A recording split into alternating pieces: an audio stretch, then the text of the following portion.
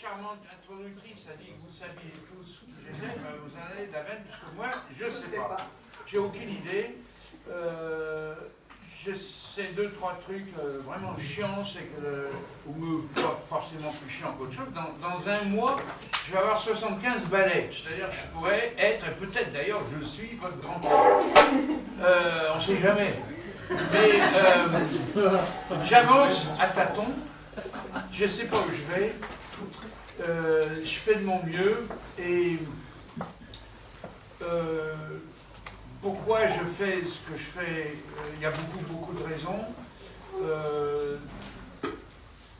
La principale est la plus naïve, et ça me donne presque envie de pleurer, de vous l'avouer, mais à votre âge, il faut bien que quelqu'un vous le dise, que cette société est pourrie, et qu'elle me fait chier, et que je fais tout ce que je peux depuis très longtemps pour essayer modestement de changer les relations sociales, humaines. Évidemment, j'y arrive pas, mais c'est un de mes buts principaux dans la vie. Et je commence à courir beaucoup moins vite qu'avant, et à lancer beaucoup moins loin le cocktail Molotov. C'est une question de bras et de jambes. Mais la tête, ça va, pour l'instant, ça va encore à peu près. J'essaye d'arriver à faire les mêmes choses par d'autres moyens. Et c'est très compliqué, mais par exemple, l'histoire de l'art. Alors, quand notre charmante introductrice m'a téléphoné, parce qu'elle m'a envoyé des mails que j'ai jamais reçus. Alors, vous voyez, ça commence bien, mais je suis quand même venu. J'étais à l'heure. Je tiens à être à l'heure, surtout pour vous rencontrer. Et j'ai pris chez moi en courant comme un fou, parce que je me lève très tôt le matin, c'est le seul moment où je peux travailler, tranquille. Ça commence bien. Hein.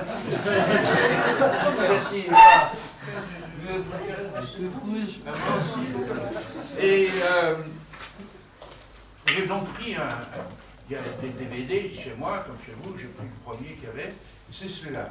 Alors, celui-là, il faut que je vous explique ce que c'est, parce que je ne voudrais pas que vous pensiez que je me fous de votre gueule, parce que c'est vraiment pas le cas. C'est de l'histoire de l'art. C'est de l'histoire de l'art. C'est pas de la pornographie. Moi, j'ai une position extrêmement tranchée là-dessus, que vous n'êtes évidemment pas obligé de partager. Encore tout ça, simplement, j'essaye de prendre les images dominantes qui nous dominent tous, la télé, la pub, ce qu'ils appellent eux la politique, toutes les images qui nous bombardent, Internet, c'est un bombardement, c'est un Afghanistan d'images qui nous tombent sur la gueule toute la journée, tout le temps, nuit et jour, et j'essaye de les transformer pour que ça corresponde davantage à une pensée. Parce que le but, en gros, de l'Internet, de la télé, tout ça, c'est de nous empêcher de penser, c'est de nous abrutir totalement. D'ailleurs, 9 fois sur 10, ils y arrivent.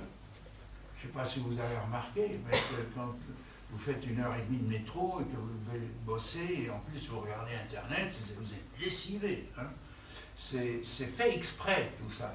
Alors, ce que j'essaye de faire, moi, en tant que plasticien, dans les moments de ma vie où j'essaye de faire des arts plastiques, je prends des images qu'on m'envoie dans la gueule et j'essaie de les transformer.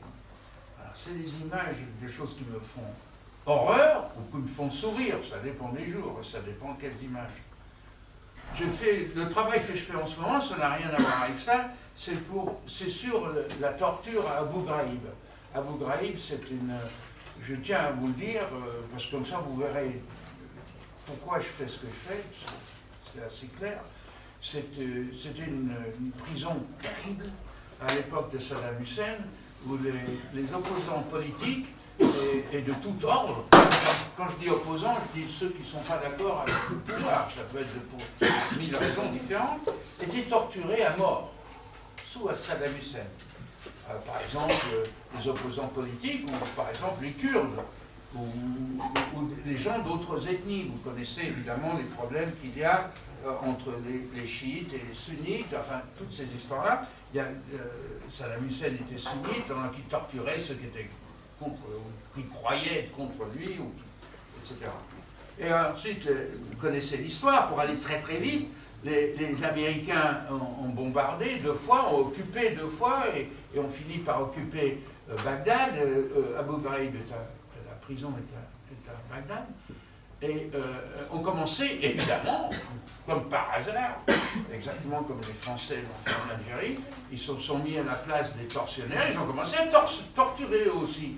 Vous avez vu sur Internet comme moi, hein, il suffit de taper Abu Ghraib, vous verrez des soldats, alors ce qui est complètement nouveau, des soldates, au féminin, qui torturent les prisonniers politiques irakiens.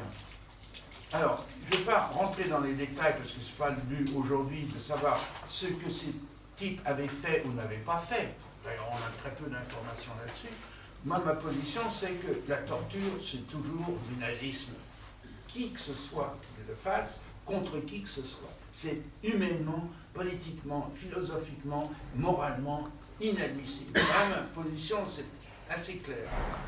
Et quand je vois ces images d'Abu Ghraib, que vous pouvez voir vous-même sur Internet, j'étais absolument horrifié.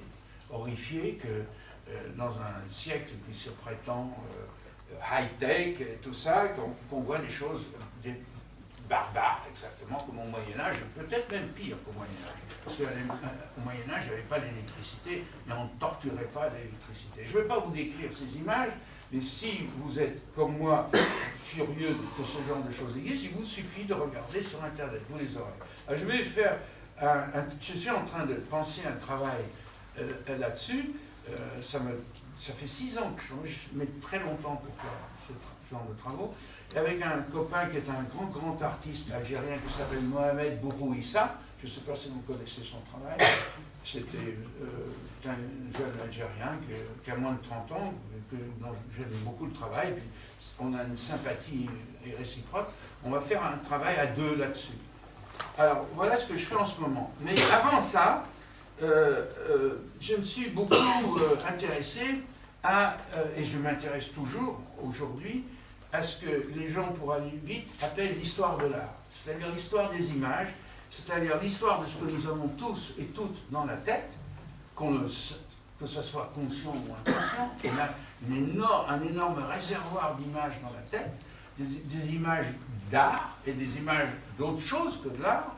Et évidemment, depuis le début des origines de la peinture, depuis les grottes préhistoriques, depuis Lascaux, si vous voulez, vous avez certainement vu ça, sinon, en vrai, si vous avez visité Lascaux ou les autres grottes, comme Altamira en Espagne, ou au moins dans les bouquins, vous savez que les êtres humains, nos descendants, ont commencé à essayer de représenter des êtres humains avec des bisons, avec des animaux, avec la fameuse main, n'est-ce pas? Alors il y a des tonnes de bouquins qui ont été écrits là-dessus. Depuis cette époque-là, les gens on ne sait pas qui d'ailleurs, c'était anonyme, se sont posé la question de la représentation du corps humain. Des corps féminins, des corps masculins, c'est une vieille histoire. Par exemple, les petites statuettes de la Vénus de Wilhelmsdorf, c'est une petite statuette qui est grande comme ça, ce sont déjà des formes féminines, très nettement. Alors, est-ce que c'était la déesse de la fertilité? On n'en sait rien. Mais en tout cas, ça commençait déjà à penser à ça. Il y a des dizaines et des dizaines de milliers d'années. Alors, quand tout d'un coup, au XIXe siècle, c'est pas d'ailleurs, vous voyez, je viens de dire une énorme connerie, c'est pas tout d'un coup, c'est quand est apparu dans le champ social des images, signé par un nommé Gustave Courbet, dont on dit qu'il a inventé la peinture réaliste, ça reste encore à discuter, mais je mets tout ça entre guillemets. Ce tableau, vous pouvez le voir d'ailleurs, parce que maintenant il est exposé publiquement, ce qu'il